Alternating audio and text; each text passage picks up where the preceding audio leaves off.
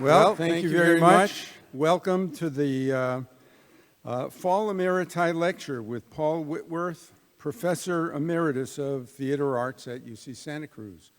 And before I go on, because this isn't full, I do invite those of you in the far back to move up. The sides have many seats down close in. Okay, I'm Eli Silver. I'm president of the Emeriti Association here. This lecture occurs twice a year, and it's a collaboration between the Emeriti Association and the Chancellor's Office. The function of the lectures is to highlight the many contributions that Emeriti make in the area of research, teaching, service, performance, etc. And in fact, when you look at UC as a whole, the Emeriti as a whole, the research, service, teaching contributions that Emeriti make are equivalent to an 11th campus. So the title of tonight's lecture is Emeritus Rex, Shakespeare's King Lear, a Cautionary Tale for Retirees. And Paul will reflect on his experience rehearsing and playing King Lear, a role he performed for the first time in his career this summer at Shakespeare Santa Cruz. For those of us who saw it, that's an unbelievable statement. Yeah.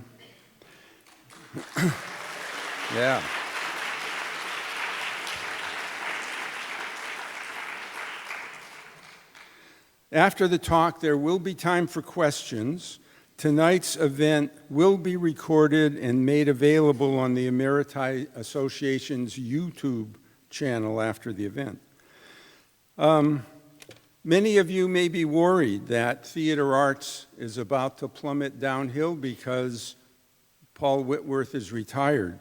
But I can assure you that's not the case, and the evidence is right here. In Patty Gallagher, Professor of Theatre Arts, who will introduce tonight's speaker.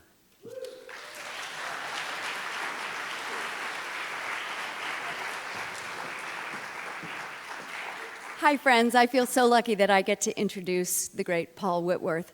And I come to you both as a faculty colleague, a theater castmate colleague, and a complete fangirl. So it's with great joy that I tell you a little bit more about Paul Whitworth. You might know a lot about him, but here's more. So Paul studied modern languages at the University of St. Andrews as an undergraduate and at Oxford as a graduate student. His professional acting career started with the Royal Shakespeare Company, and he was with the Royal Shakespeare Company from 1976 to 1982, and folks like Judi Dench and Patrick Stewart had the great good fortune to work with him. So they are lucky people indeed. To describe Paul's remarkable presence on stage, I'll share a story, and thank you, Michael Warren, for sharing this story with me. The influential Sunday Times critic, Harold Hobson, singled out Paul in one of his very first productions for several paragraphs of praise for his 6-line part as Romeo's page. Romeo was some jerk called Ian McKellen.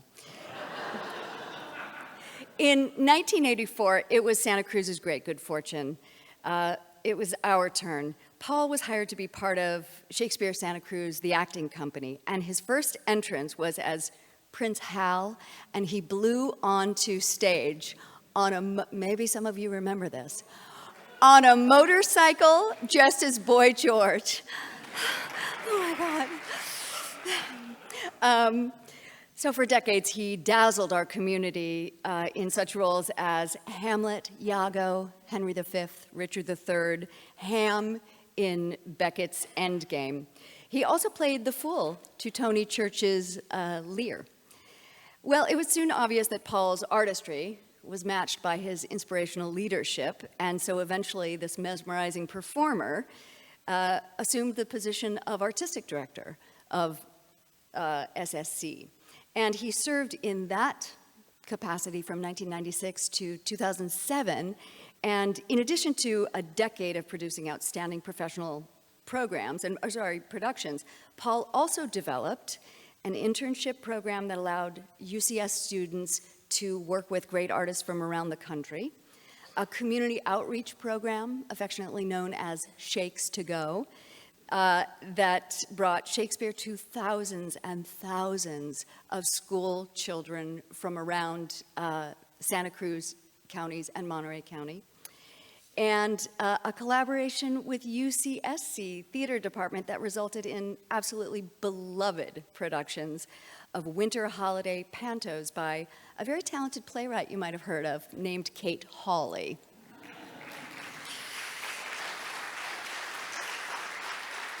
So it's been an honor to serve on the theater arts faculty with Paul while developing notoriously rigorous and wildly popular classes on Ibsen, on Beckett, on Shakespeare. Paul also maintained a really admirable research practice that took him all around the country, playing roles from Brecht's Galileo to Beckett's Crap. I hope you've heard of that play. Paul modeled for his students and his colleagues the concept of creative research as practice. He taught all of us that great performances are not simply a factor of physical and vocal training, but really are the product of deep scholarly research, historical, cultural, literary, political. I had the extraordinary honor this summer, here's the fangirl part, I promise I'll get off the stage, of being on stage with Paul in King Lear. And to be on stage with him is to be perpetually dazzled, inspired, but also completely supported. I do not exaggerate when I say that every minute of working with Paul was both joyous and intellectually thrilling. I should note that I've been in a production of Lear before, and I was like, no, I know this play, cool. And then I heard Paul read the role in the very first rehearsal, and I thought, I don't know this play at all. Every line seemed like it was born afresh. In every line, there was a new discovery, and that continued throughout the run, and I hope you saw it not just once, but many times. I'll close by saying that among Paul's greatest achievements is the way that his work continues to support and shape the lives of his former students. Recently, he traveled to LA to support the work of a theater company called the Attic Collective. Now, the Attic Collective was formed by UCSC students who found challenge and inspiration in Paul's classrooms. More than 10 years on, these artists are producing award-winning work in theaters throughout California and beyond. And to watch their work is to witness the flowering of the seeds that Paul planted 10 years ago. But as much as I loved watching the Attic Collective work, I most loved watching them flock around him after the show, because every single one of them wanted to tell him how much he changed their lives as artists, as thinkers, and as people. And it was also a really great joy to see how many of those students and many, many more from across the decades and across the world came to watch Paul do Lear. So it is with great joy that I present to you this extraordinary artist, this remarkable teacher, this dedicated mentor, great scholar, colleague, and an amazing friend. My dear colleagues, I present to you Professor Paul Whitworth.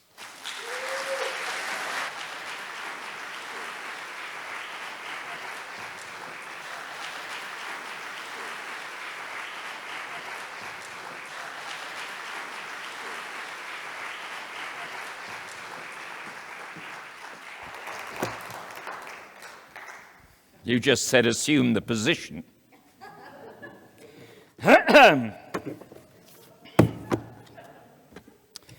Thank you all for turning up on this wild night. Good evening. Thank you to Eli and the Emeriti Association I am honored by your reckless invitation to talk tonight.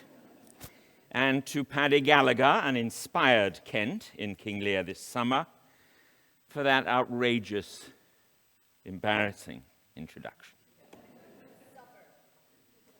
Thank you to Mike Ryan, the savior of Shakespeare in Santa Cruz, for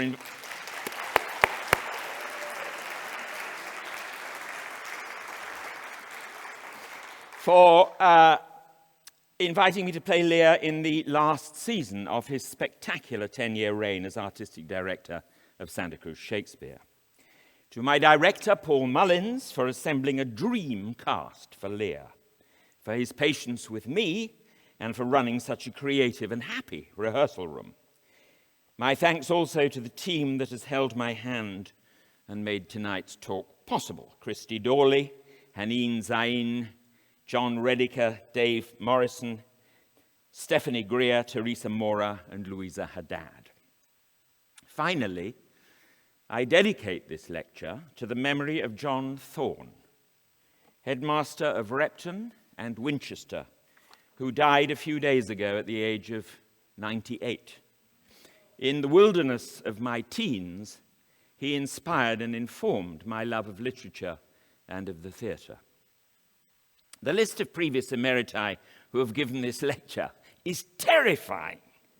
The Nature of Science and the Science of Nature by Michael Nauenberg. Quantum Enigma, Has Physics Encountered Consciousness? Asked Bruce Rosenblum. As an ocean swimmer, I thought I had caught a break when I spotted the title of the 2019 talk, Mating Games and Raiding Parties on the Beach. Then I realized that that was given by the Emeritus Professor of Ecology, Evolutionary Biology, and expert martini maker Bernie LeBoeuf.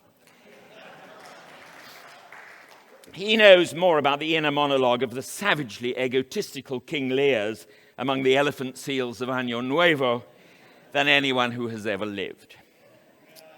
There are no actors on the list. This will not surprise one of our most distinguished emeriti, Tom Lehrer. It was impossible to persuade him to talk about his stellar career as a performing artist, but he did speak, and with real longing, for the invention, one day, of a handheld remote which would enable him to sit in the theatre and fast-forward live actors through passages of Shakespearean humour. Tom's academic field was higher mathematics. One course was called The Nature of Mathematics, another was called simply Infinity, but it was the title of his introductory course in mathematics for non-majors which said it all. He called it Math for Actors. So here I am. My only hope is that you can't be as tough an audience as Tom Lehrer, although come to think of it, if he does watch this after the event on YouTube, maybe he can fast forward through me. I feel a bit wobbly talking about Lear because this was my first go at the part, and counting run-throughs and dress rehearsals, I barely did 20 performances, so I have more questions perhaps than answers. Emeritus interruptus, if you like. But it was an eye-opener for me. One thing before we start, the photos of this summer's Lear that illustrate this talk were taken by the talented trio Ron Jones, Shmuel Thaler, and Kevin Lohman. The video, however, is of the 1995 Shakespeare Santa Cruz Lear. Alas, the archival tape of our production this summer does not transfer well to this big screen. Being asked to play Lear is a mixed blessing. Can I really be that old?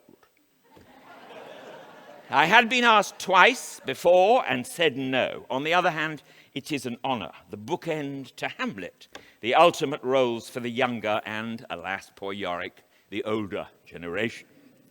Here's Adrian Noble, former artistic director of the Royal Shakespeare Company. The truth is, it's almost unplayable. It gets a lot of actors down, actually, because it magnifies your failures. Then there is the bleak utterance of the famous Shakespeare scholar and critic A.C. Bradley. King Lear is too huge for the stage. Sir Laurence Olivier is more encouraging, without being a fat lot of help. Lear is an easy part. We can all play it. He's like all of us, really. He's just a stupid old fart. He is simply bad-tempered arrogance with a crown perched on top. He obviously wasn't spanked often enough by his mother. I had had 3 brushes with the play before this year. Lear was the first Shakespeare play I ever saw on the stage. It was produced at my boarding school when I was 12. I'd never heard of it. Lear was a deep-voiced 17-year-old. A pretty fellow of about 13 was Cordelia. The fool was a skinny youth whose voice was wavering eerily on the break, as were, rather less happily, the voices of the 2 boys playing Goneril and Regan. No girls, of course. And thank God, no trigger warnings. They just blinded Gloucester. Crikey! I didn't understand much of it, but it never occurred to me that I should, or that I needed to. I just knew that it was mysteriously thrilling and I loved it. And that's when the rot set in. Back in my dormitory in the dark, I vowed that I would be up on that stage before long, and jubilate deo, the very next year, I was the female lead. Slide 1, Lady Yvonne Sprain.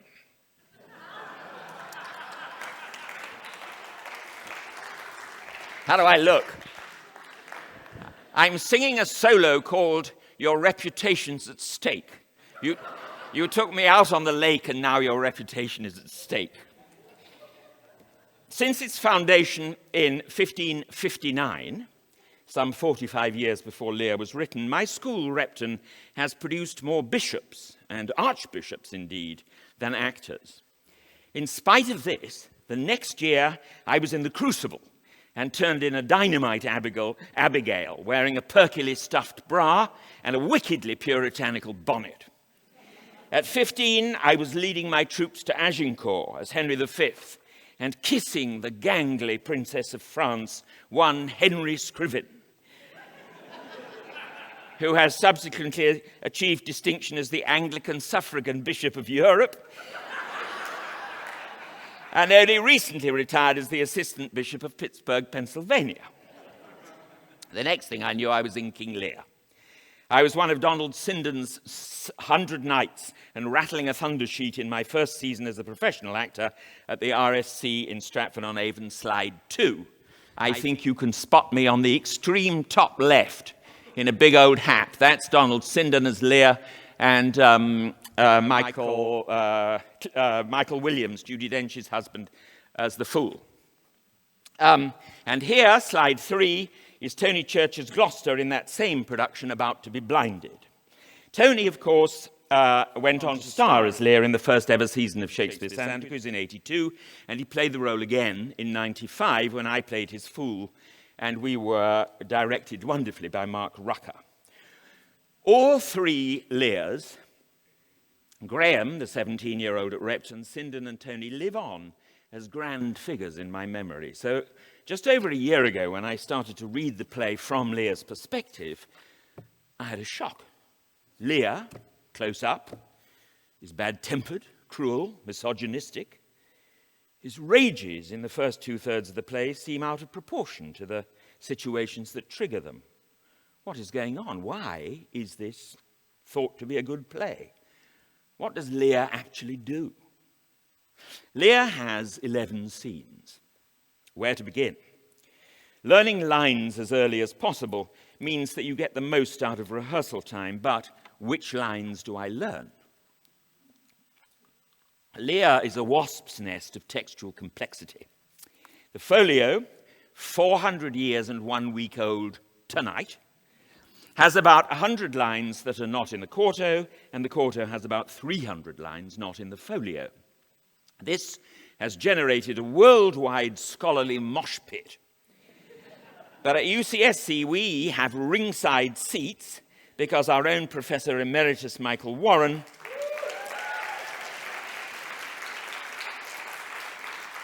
is one of the champions of that elite and bloody fray.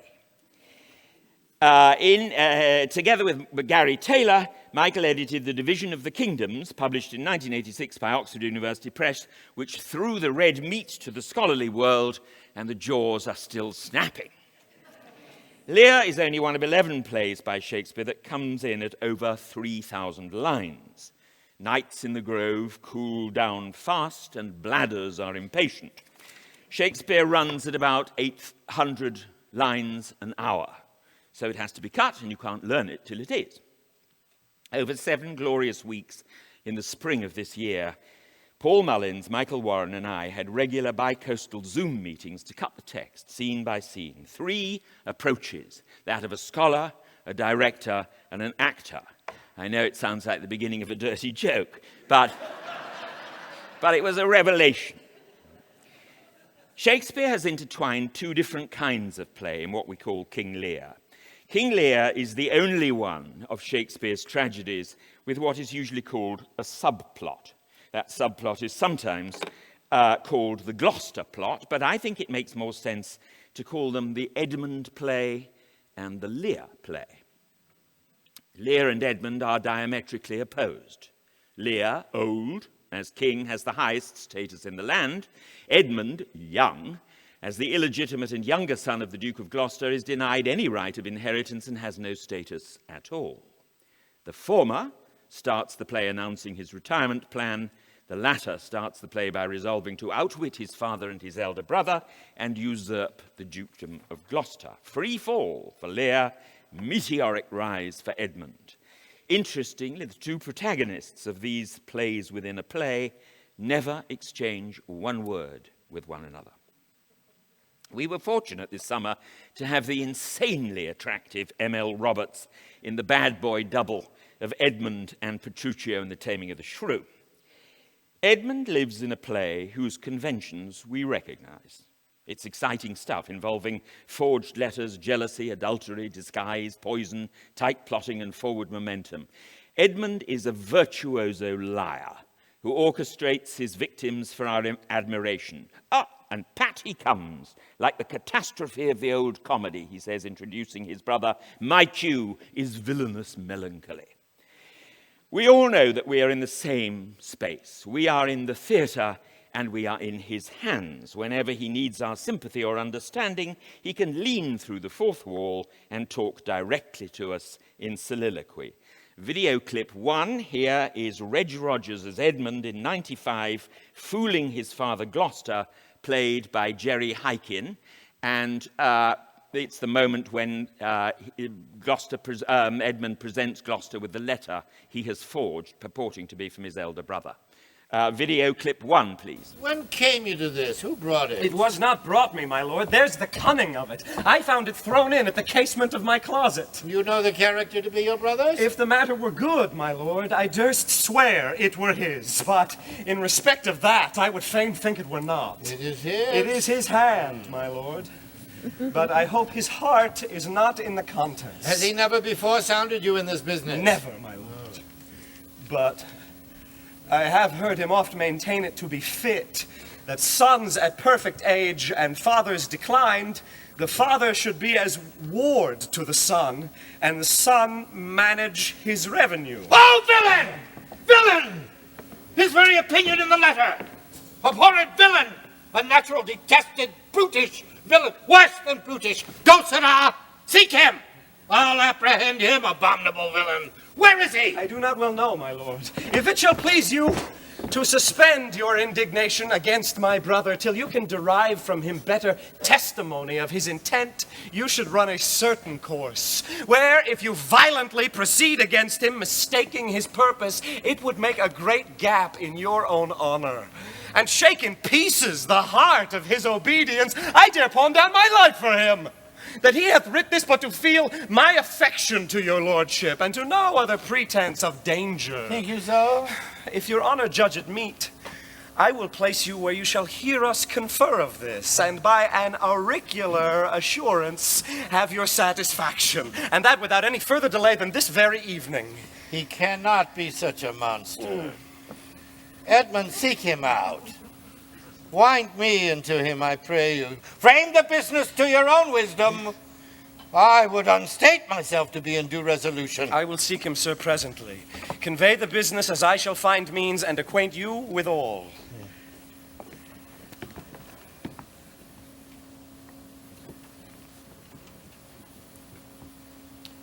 These late eclipses of the sun and moon portend no good to us. Though the wisdom of nature can reason it thus and thus, yet nature finds itself scourged by the sequent effects. Love cools, friendship falls off, brothers divide, in cities mutinies, and countries discord, and palaces treason, and the bond cracked twixt son and father. This villain of mine comes under the prediction. There's son against father. The king falls from bias of nature. There's father against child. We have seen the best of our times. Machinations, hollowness, treachery, and all ruinous disorders follow us disquietly to our graves.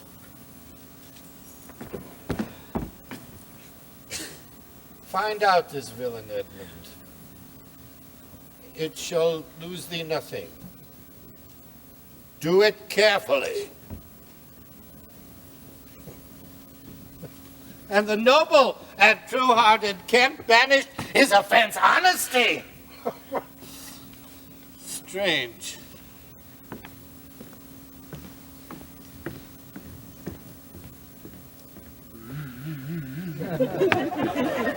This is the excellent foppery of the world. When we are sick in fortune, often the surfeits of our own behavior, we make guilty of our disasters the sun, the moon, and stars, as if we were villains on necessity, fools by heavenly compulsion, knaves, thieves, and treacherous by spherical predominance, drunkards, liars, and adulterers by an enforced obedience of planetary influence, and all that we are evil in by a divine thrusting on. As you can see, he harnesses the audience, has a lot of fun, draws us into his play, and treats his victims, presents them as sort of scenes for your delectation, and one enjoys how clever he is in fooling them. The Lear play, in stark contrast, is, to borrow T.S. Eliot's wonderful phrase from the Four Quartets, a new beginning, a raid on the inarticulate. What is plot? It's hard to think of drama without it. But life is a different matter. Loss of employment, loss of a parent, a partner, a friend, a spouse, loss of home, exile. There are plenty of rehearsals before we all lose the plot for good. And take it from the Emeriti, there's a shiver of fear when the UC retirement people first get in touch. Alack, the night comes on, and the high winds do sorely ruffle. For many miles about there's scarce a bush. Who are we in the trackless waste with night coming on, and our powers waning fast? Lear famously loses the plot. The mad king. There is a difficulty inherent in my task tonight. I'm doing something Lear never does. Talk to you. Unlike Edmund, or indeed most of Shakespeare's protagonists, Lear has no soliloquy. He cannot, somehow, invite us in. Why not? Barely 5 minutes into the action, one little word from Cordelia, nothing, detonates an explosion in Lear which causes him to lose control on the progress of the play. He tears up his retirement plan and brings about the very thing that plan was designed to avoid, future strife between his sons-in-law Albany and Cornwall. From that moment on, Lear never has two scenes in the same place and wanders through the play, sleeping, as it were, on other people's couches, and finally sleeping rough, homeless in his own kingdom. Eventually, as he regains consciousness with Cordelia and the doctor, he will say, "Where have I been? Where am I?" In collaboration with Paul Mullins and with me, costume designer B. Modern showed us what Lear's wandering could look like. Slide 4. Here is the king in charge. We'll move through these fairly quickly. Slide 5. Here he is on holiday, emeritus huntsman.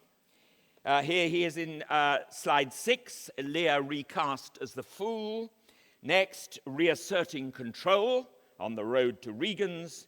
Next, soaking wet and hatless in the storm. Next, off, you lendings, Lear starts to strip. At the end of the storm, Lear passes out with mental and physical exhaustion. In our production, that was where we took the intermission. Lear's next appearance is miles away.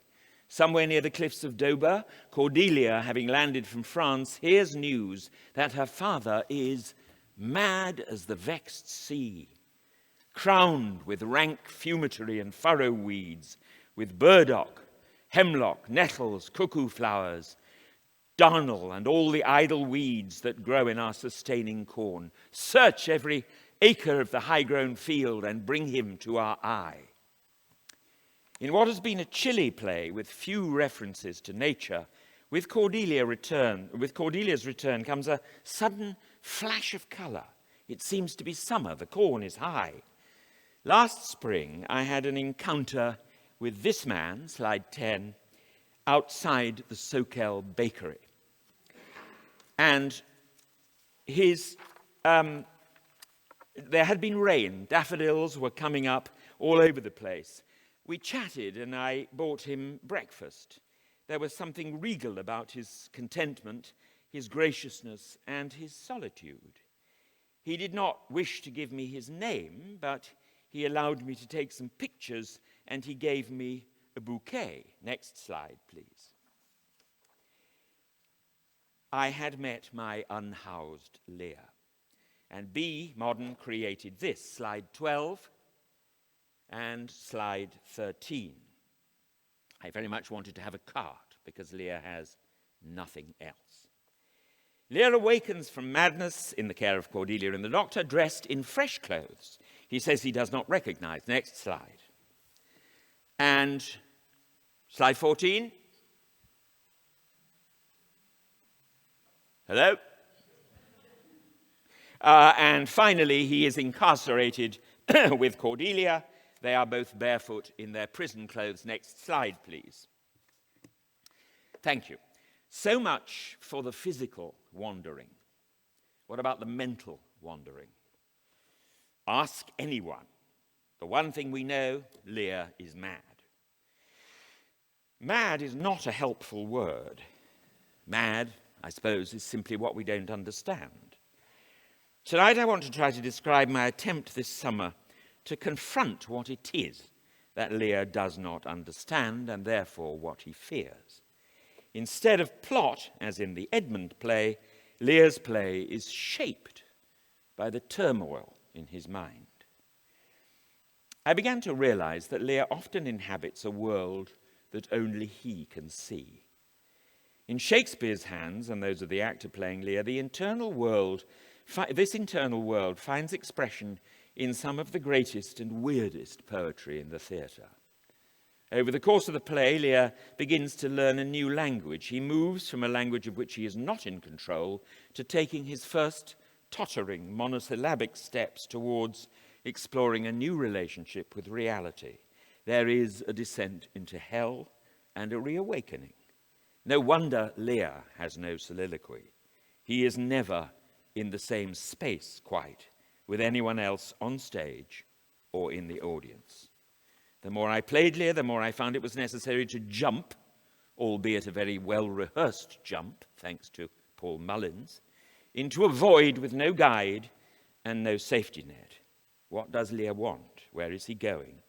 Each night I came to realize that in order to do any justice to this part at all, you must not be able to answer those questions.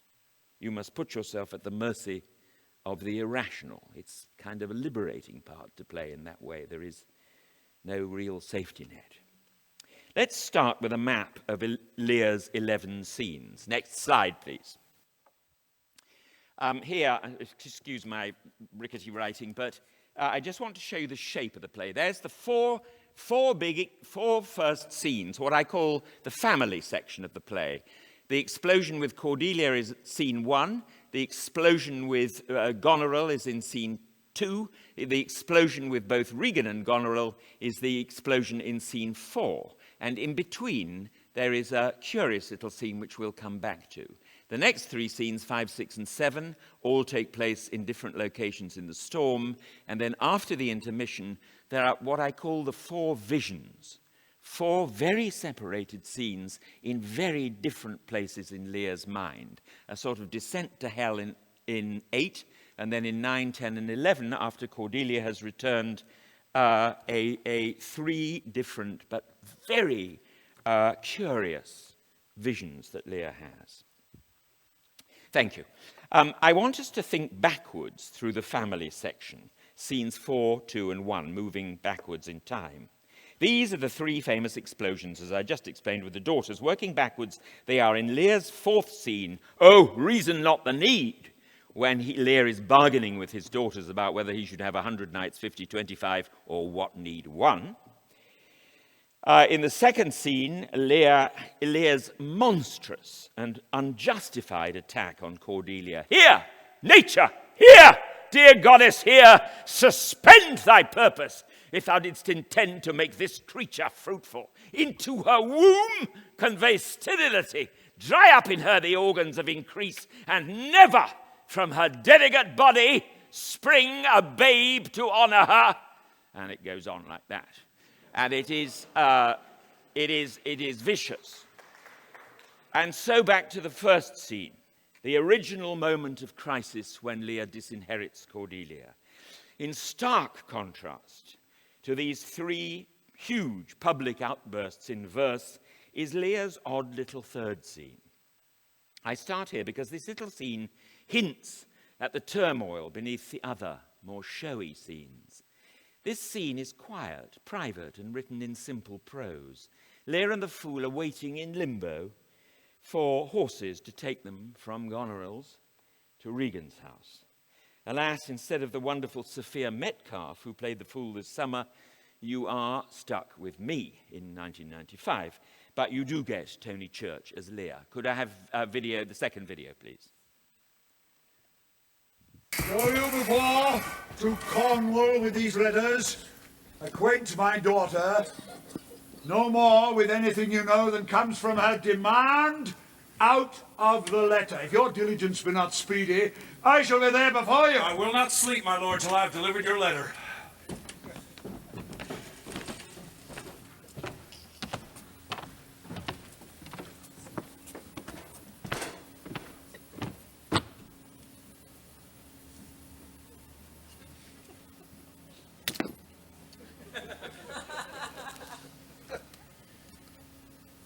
If a man's brains were in his heels, were he not in danger of blisters?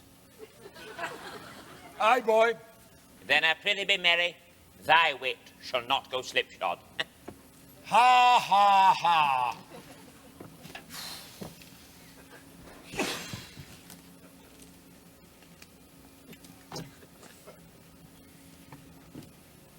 Shalt see thy other daughter will use thee kindly. Yeah. For though she's is like this, as a crab is like an apple, yet I can tell what I can tell. Well, what canst tell, boy? She will taste as like this as a crab does to a crab. Canst tell why one's nose stands in the middle of one's face? Nope. Why, to keep one's eyes of either side one's nose, that what a man cannot spy out he may smell into. I did her wrong. Canst tell how an oyster makes his shell? Nope. No, nor I neither. But I can tell why a snail has a house. Why? Why? To keep his head in, not to give it away to his daughters and leave his horns without a case. I shall forget my nature. So kind a father. And my horse is ready. Oh, thine asses are gone about them. The reason why the 7 stars are no more than 7 is a pretty reason. Because they're not 8. Yes, indeed. Thou'lt make a good fool. To take it again, perforce. Monster ingratitude. If thou wert my fool, nuncle, I'd have thee beaten for being old before thy time. How's that? Thou shouldst not have been old till thou hadst been wise. Let me not be mad. Not mad. Sweet heavens, keep me in temper. I would not be mad. Oh no, are the horses ready? Ready, my lord. Come, boy.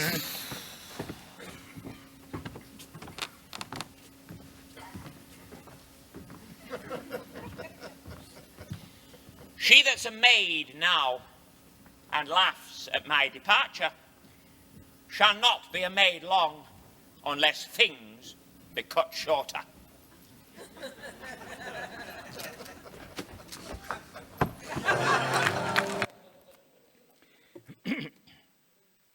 It is...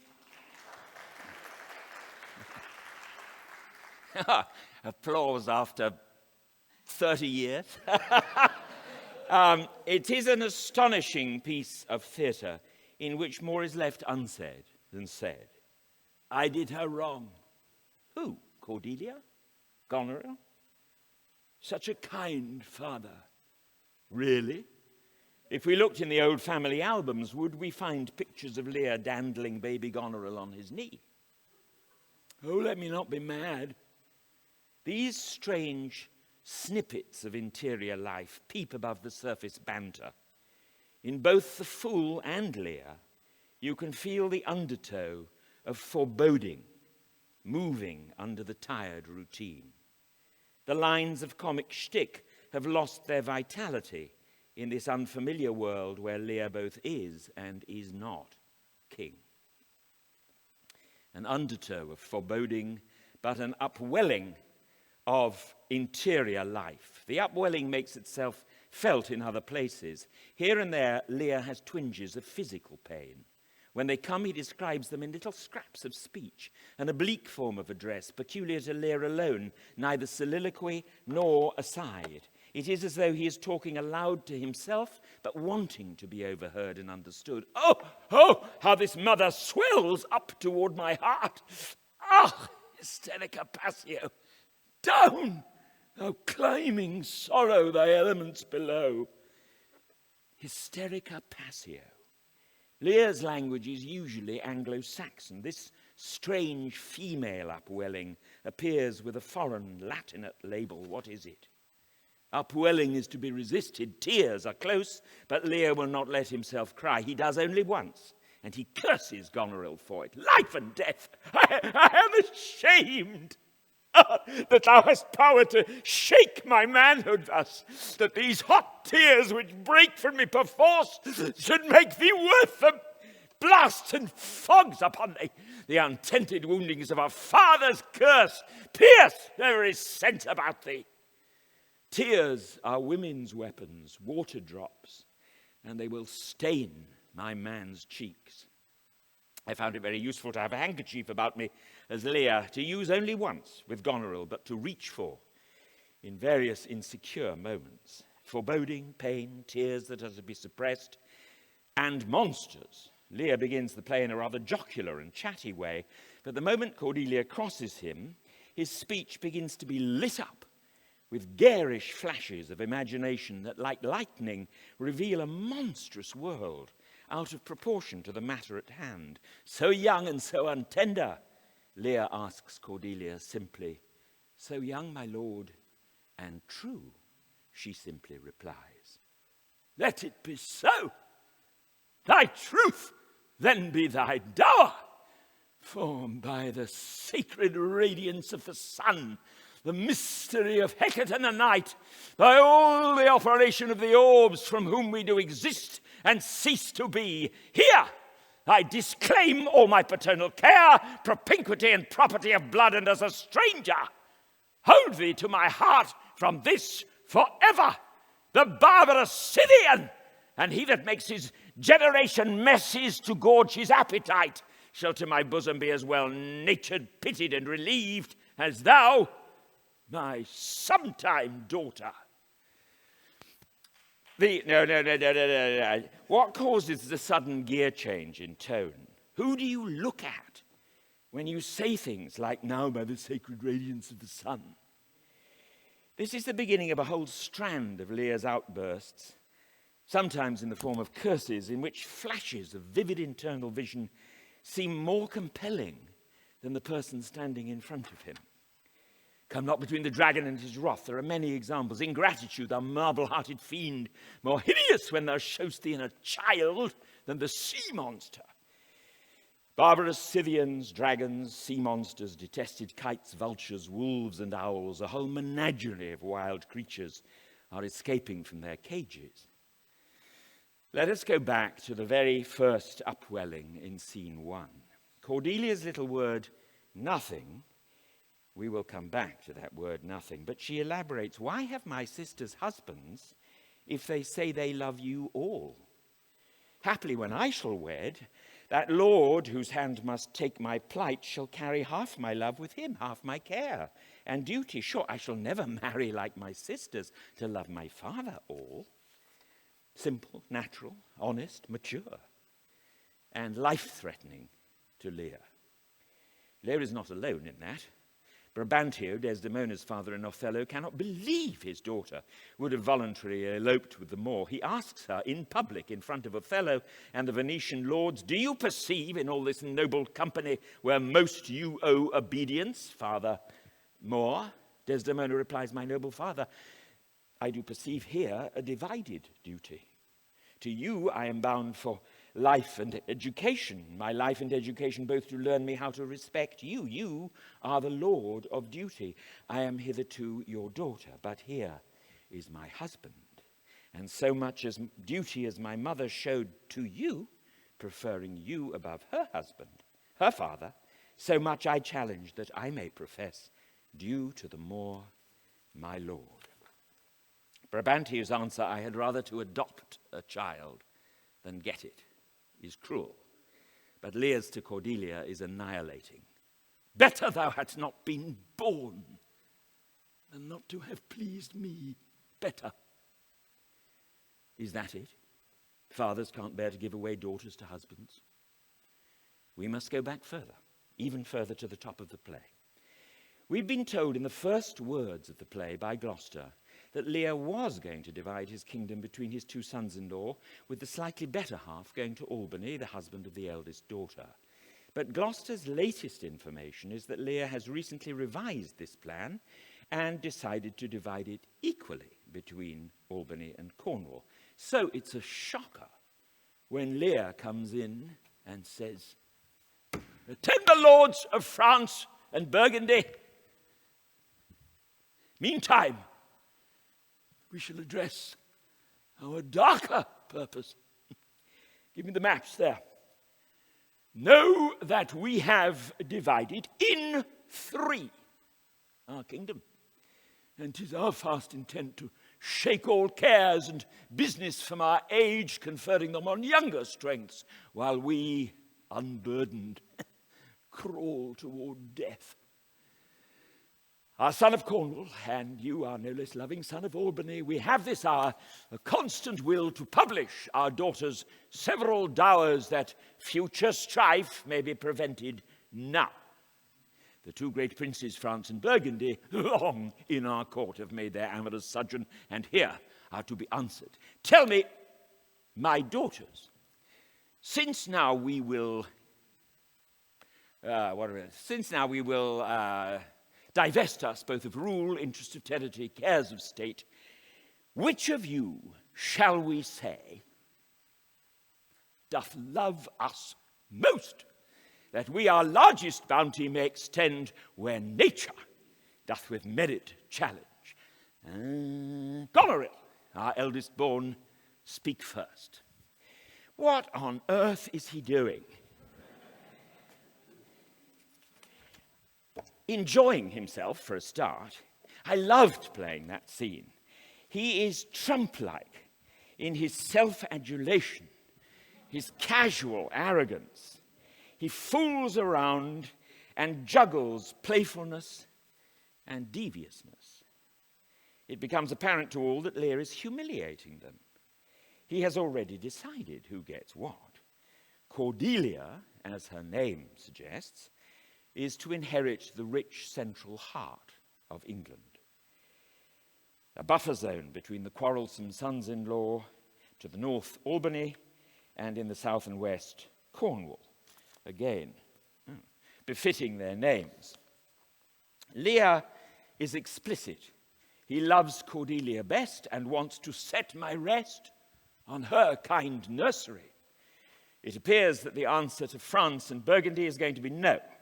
Cordelia will rule unmarried until Lear dies. She will nurse her father, enabling him, as he puts it, to shake all cares and business from her age and unburdened crawl toward death. Perhaps that is an excellent retirement plan for a man with a problem, no direct male heir, and 2 dodgy sons-in-law.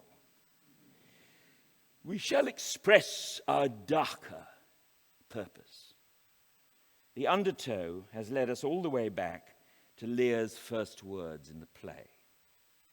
Darker is an odd word to use.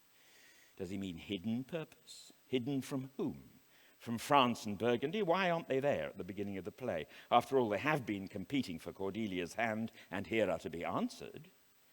Hidden from Lear himself? Hidden even from Shakespeare, perhaps? Our darker purpose. Lear's purpose is perhaps, and I think we all feel the temptation, is that he is going to retire and not retire. Pride will not let him change. Cordelia's love will fuel this pride for as long as he lives. When she refuses this, in revenge he improvises another version, a political impossibility in which his sons will jointly rule, but Lear will retain the name and all the addition to a king. It's an untenable situation. This darker purpose is perhaps not even clear to Lear. He is blinded by authority, status, pride. But the darker purpose works unseen from the word go, and it is something of overwhelmingly destructive power. It will drive him to abandon society and retreat into the storm, where in an echo of the book of Job, Lear will abjure all roofs and choose to wage against the enmity of the air, to be a comrade with the wolf and owl. The storm scene is famous, but does the modern theatre really understand it? We had real rain, well, fake rain, at Stratford. In the theatre of Shakespeare's day, with no sophisticated special effects, perhaps the storm was yet another manifestation that Lear's behaviour is at odds with his circumstance. Blow winds and crack your cheeks, rage, blow, you cataracts and hurricanos, spout till you have drenched our steeples, drowned the cocks. This takes a lot of puff, but it is also somewhat absurd, as the fool points out.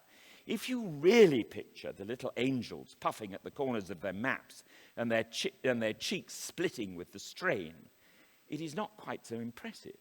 It's raining so hard that the cock on the local church spire is going to drown. This is a wonderfully anachronistic image which rips us out of the Stonehenge ancient Britain and plonks Lear down in a muddy field near the local village church that the original audience might see in their mind's eye. In the greatest flashes of Lear's madness, there is a sense of disproportion which haunts the role from start to finish. But isn't disproportion the whole point? How many relationships are imperiled by a difference of opinion about how to load the dishwasher? What unacknowledged stockpiles of explosive rage and fear are triggered by the trivial question of which way the knives should be inserted in the rack? The absurdity of the storm is personified by the demon who jumps out of it. In Lear's eyes, poor Tom is a naked lunatic possessed by devils. In our eyes, of course, we know he is the terrified Edgar on the run. This fiendish role was played, slide 17, with real brilliance this summer by Junior Nyong'o. In Tom, Lear recognizes himself at last. Here is a fellow sufferer, haunted and driven by the undertow. The foul fiend follows me. Do poor Tom some charity whom the foul fiend vexes. For the first time in the play, Lear really listens to someone else. My philosopher, he calls him, and starts to strip off his own clothes to be, like Tom, a bare-forked animal.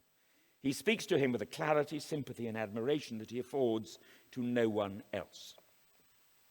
Thou wert better in a grave than to answer with thy uncovered body this extremity of the skies. Is man no more than this? In his imagination, Lear will join forces with Tom, and together they will enlist demons to take revenge upon the unnatural hags, Regan and Goneril, to have 1,000 with red burning spits come hissing in upon them. In this topsy-turvy world, Lear's madness overwhelms him, and he collapses with exhaustion. We'll go to supper in the morning. Bedlam has prevailed. Long ago at Goneril's, as he felt his power slipping, Lear asked the question, who is it that can tell me who I am? He says it in jest. And the fool answers, Lear's shadow. Tom is Lear's shadow. There is no room now for the cautionary humor of the fool, and he vanishes from the play. When we next meet Lear, he is in the isolation of full-blown madness, and he does not even seem to recognize poor Tom anymore.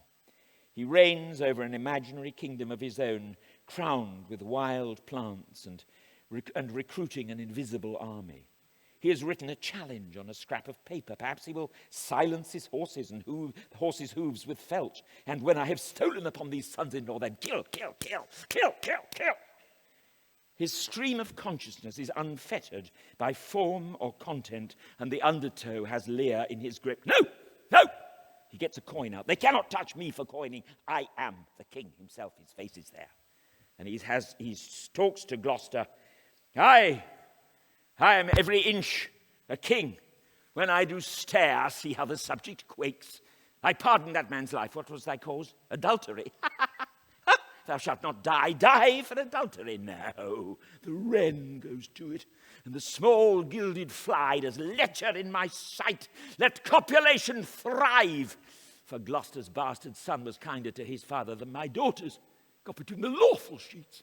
Behold yon simpering dame, whose face between her forks presages snow, that minces virtue and does shake the head to hear of pleasure's name. The fitune or the soiled horse goes to it with a more riotous appetite. Down from the waist, their centaurs, their women all above. But to the girdle do the gods inherit beneath. Is all the fiends, there's hell, there's darkness, there is the sulphurous pit burning, scalding, stench, consumption. Fie, fie, fie. Oh, give me an ounce of Civiticus apothecary. Sweeten my imagination. Lear then stares into the bleeding holes of Gloucester's head and says, I remember thine eyes well enough. No, do thy worst, fine Cupid. I will not love. Cupid will not lure Lear into the sulphurous pit. Back to Cordelia's little word, nothing. Much ado about nothing. Zero. A circle. The word nothing quibbles its way through Elizabethan and Jacobean wit, hand in hand with the idea of the entrance to hell and the genitalia of women. Gratiano in The Merchant of Venice. I will fear no other thing so sore as keeping safe Nerissa's ring. And Olivia propositions Cesario. She gives him her ring. I left no ring with her. Sweeten my imagination, howls Lear, at the entrance to the sulphurous pit of the hypocritically prudish dame whose lust is wilder than the fichu, the polecat, in heat. Is this misogynistic horror our destination? Nothing. A witty little pun. I don't think so. Lear begins the play with a jokey reference to his own death. We will, Trump-like, when Trump imitates Biden, we will crawl toward death. We all sport with the idea of death, to keep it at a distance, I suppose. When I pop off, when I sell the farm, when I buy the farm, Lear starts the play attempting to disguise his tyrannical retirement plan with a humiliating game. He sports with his power over his daughters and his sons-in-law. Gloucester, too, likes a bit of sport. He had great sport in an extramarital away match with Edmund's mother. There was much sport at his making. Woo! And the whoreson must be acknowledged. Gloucester uses the word again later as flies. To wanton boys are we, to the gods they kill us for their sport. Sport. It's a different sort of nothing, a mockery of any significance in life. All is greed, selfishness, lust, and eventual annihilation in the void. To think otherwise is to be a hypocrite. Get thee glass eyes, and like a scurvy politician, seem to see the things thou dost not. Physically, we've reached the end. The vertiginous cliffs near Dover, so vividly evoked for us by Edgar, England drops into the sea. Slide 18, please. But over that sea, Cordelia is sailing, and Lear's vision of hell is supplemented by a vision of heaven. Cordelia comes to Lear unbidden, and her forgiveness is unearned, like grace. Yael Eve, at the age of 20, played her this summer with a strength, honesty, and poise which was breathtaking. Cordelia's voice and her kiss awaken Lear from some kind of breakdown. The great rage is cured in him, as the doctor puts it. A new sound comes out of Lear. You do me wrong to take me out of the grave.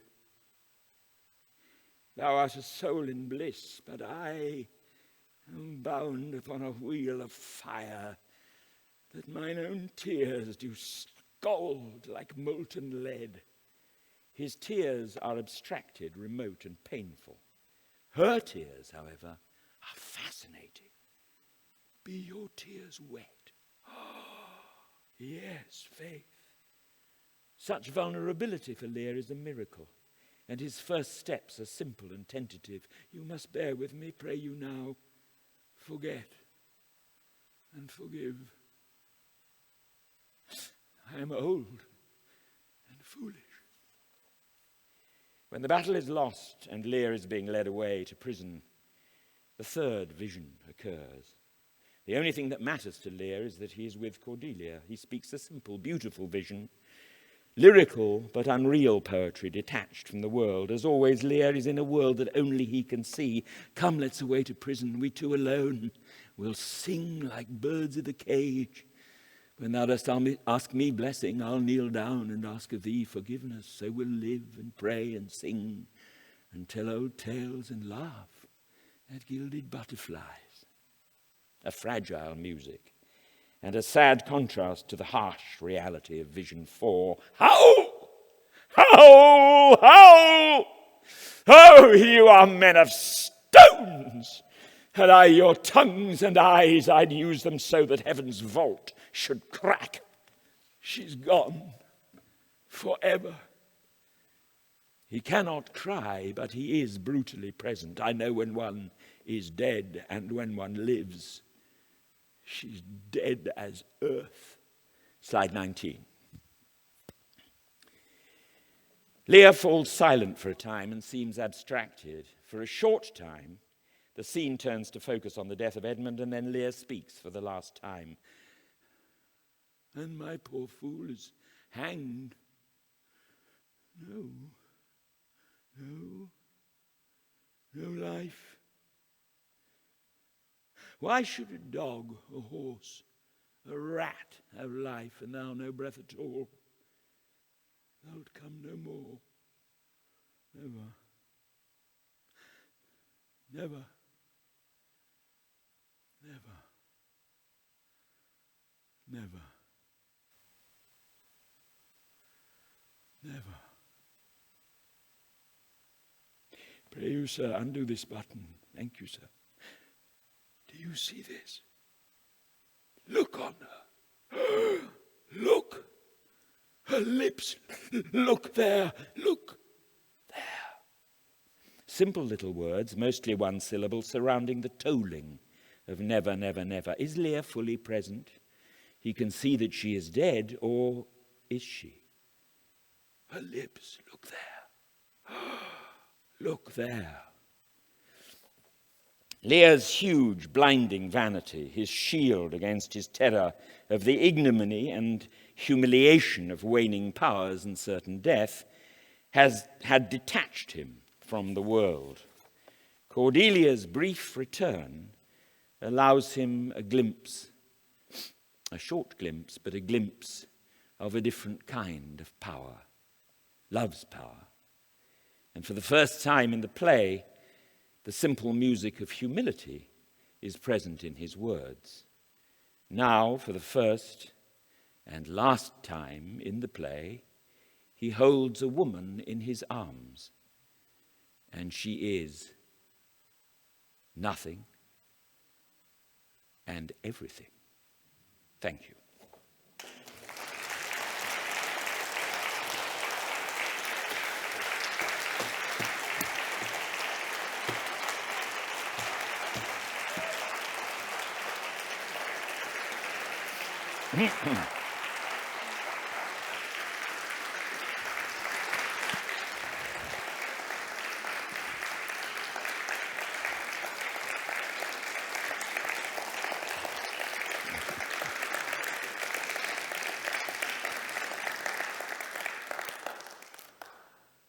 I think we've got time for some questions.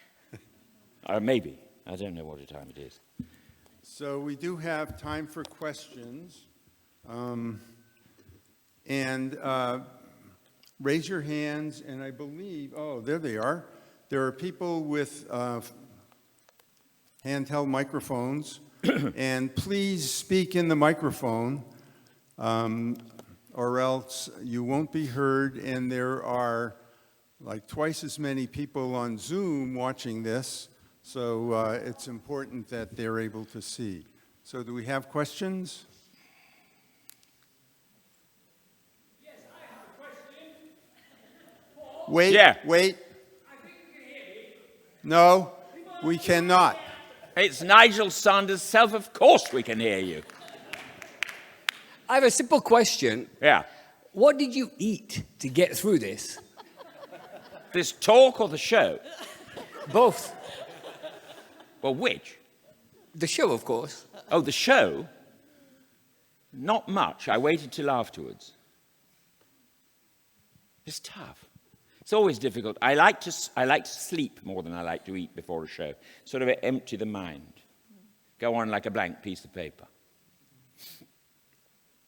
But it is tiring. But you know, Lear is only 792 lines, which is peanuts compared with Hamlet's 1,400, Iago's somewhere up there, 12, 13, Iago, Henry V. You know, it's just a... There's a lot of lifting involved. It's not vast compared to Hamlet, Henry V, Iago, and the Duke in Measure for Measure. I've played some awfully long ones. Yes, anybody else? Yes. Question down here.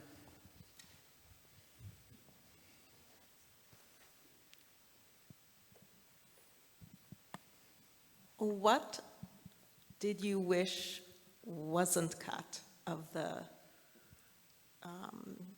Lear's words? Oh, you mean what did I miss? What did you miss? Oh gosh, that's a terribly good question. That's a terribly good question, but I was so sorry to lose some of them that I wiped them out, and I learnt it so long ago now that I would find it hard to go back. There's bits in The Storm. One particular, well, actually, I can give you two quick answers. In The Storm, there's a sort of wider, he casts a slightly wider social net about, when he says, I'm more sinned against than sinning, he refers to other criminal people around. But more than that, in the, oh, I just thought about it, in the, oh yes, in that nuts bit where he really goes bananas and talks about the woman and the devilish bit, he also talks about more hypocrisy in the kingdom, about people holding office in the kingdom who are doing it. He talks about a beadle who whips a whore, he says, why dost thou whip that whore that hotly lusts to use her in the same kind? Well, that's roughly the line. So there is a sort of, there is more about other parts of the kingdom that we cut, which I kind of missed. Can you think of anything else, Michael? Can you speak into Yes. the microphone, please, Michael? Michael was just saying we restored some of the stuff about the... We did put some back that was cut. We had a few fights about what to be cut and what not to cut. Yes?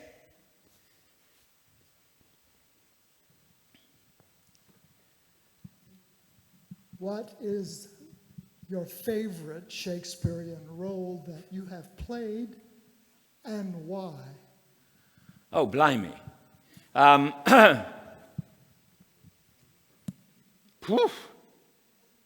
Lear was fascinating. I mean, Lear really was fascinating. And I wish I had done more performances, because it was really a thrilling journey to go on. I think, minute for minute, the two parts I've most enjoyed, it probably doesn't say anything very nice about me, but they were Richard III and Iago. Just because, well, it's just, it's bliss what Shakespeare gives you to do. Their hotline to the audience, you can't treat people on stage. You can talk about them with the audience about what idiots they are, but you can't treat them as idiots because they will see through you. So you've got to be completely convincing to them without any shadow of camping it up. And then you can turn to the audience and say, was ever woman in this humour wooed? Was ever woman in this humour won? And that somehow the freedom, there are bits of Hamlet like that, the freedom to be able to be in and outside the play at the same time is thrilling. Yeah. Yes.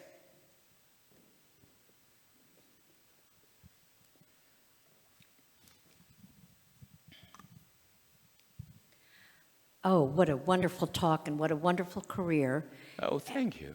And so, in your mind, what's next?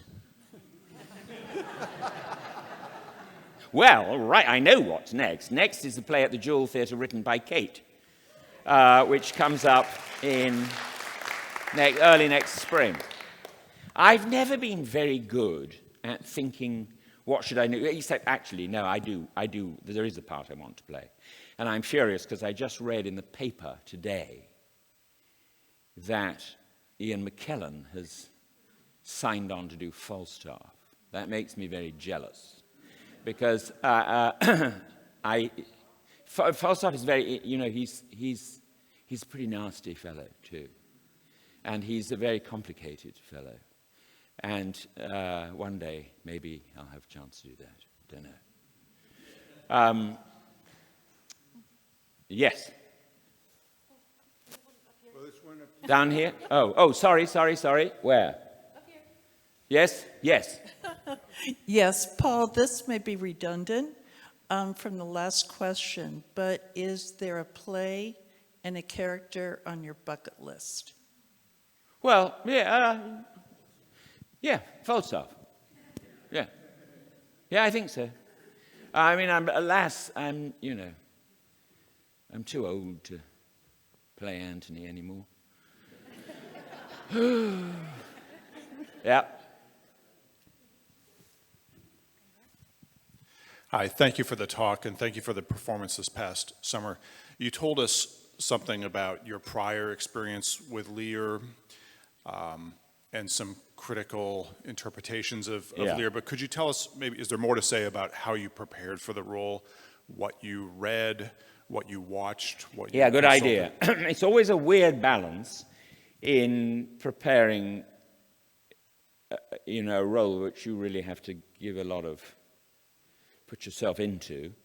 I've never been very fond of watching movies, although I did watch one, which I found helpful, and I'm just trying to remember which one it was now. I read a great friend of mine at Stratford, although I didn't see his Lear, which he did at the Almeida. Oliver Ford Davis wrote a book called Playing Lear, and I read that. I read a bit of Lit Crit. But then there comes a time when you have to move away from a kind of intellectual distance on it and leave that behind. And you have to, I always like to be completely off book before I come into the rehearsal. If you're cast early enough, and thank goodness Mike Ryan cast me a year ahead, but it's tough sometimes in the theatre if you're cast, late. I think it's so much better not to have a book in your hand so that you can... Playwrights have different rhythms, different sort of cadence, and you've got to get that in your bones. And you've got to then, in rehearsal, many choices have gone away. You're playing Hamlet in the 1920s or in Doublet and Hose. And the directors and designers make certain...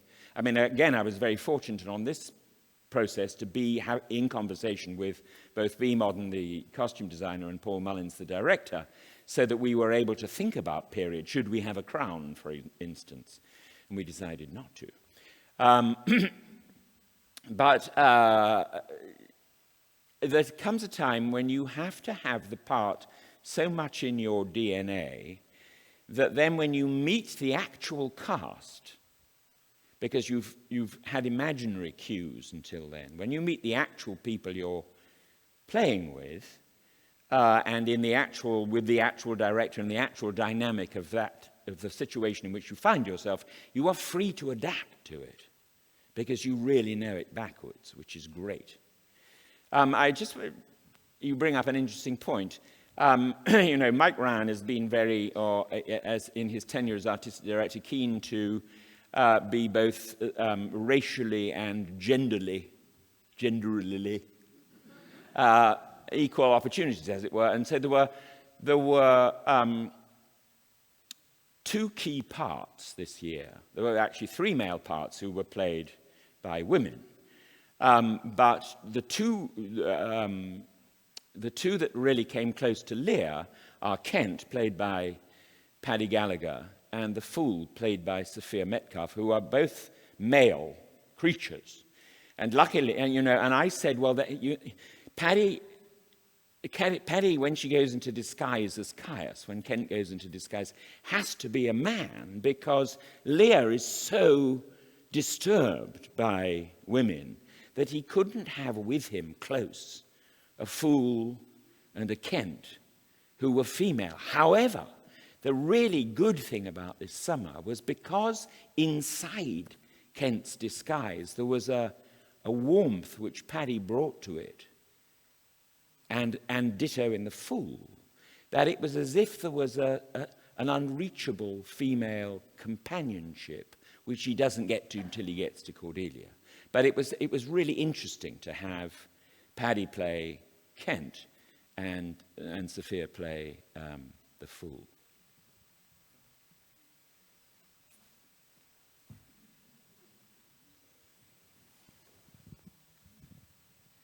I wondered, Paul, if you, during the time you were playing Lear, did you stay in character all the time? You better ask Kate. One of the things I was going to say is that I would like to actually publicly thank Kate for living with King Lear for a year, because that's been a little tough. And actually, after tonight, it's been well over a year, and I can leave him alone after tonight. But what was your question? Do you find yourself staying in character in the whole... No. You came out, did you go swimming in the morning as usual? Yeah, and this morning. Okay. And then you have a drink waiting on your dressing room table right the minute it's over. You can't act in real life. It's called acting. Balderdash. Yes? Oh, it's for online. It's for the recording. Well, thank you. This is unbelievably wonderful. I guess my question is for like the emeriti, and now I have an identity as an emerita, is what did you learn from Lear, from Shakespeare, and from the part about your own retirement? Well, of course, when you're doing that, you're not retired. And, there are certain good things. You get a free parking sticker. It's not that bleak. You get an... well, I think what Lear made me think about is that there is a kind of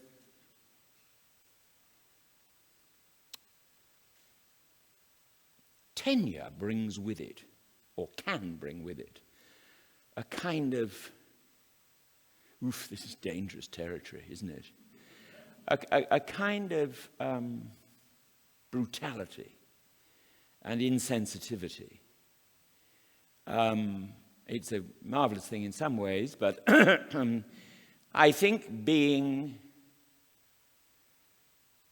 if you've been, not that I was, but if you've been put in a position of responsibility and kind of importance and status, even though, that wonderful remark that people, whoever it was, that said that academics are so vicious with one another because the stakes are so low. But there is something in life about, whatever achievements one has racked up can sit on you like barnacles, so you don't really notice. You've got to watch.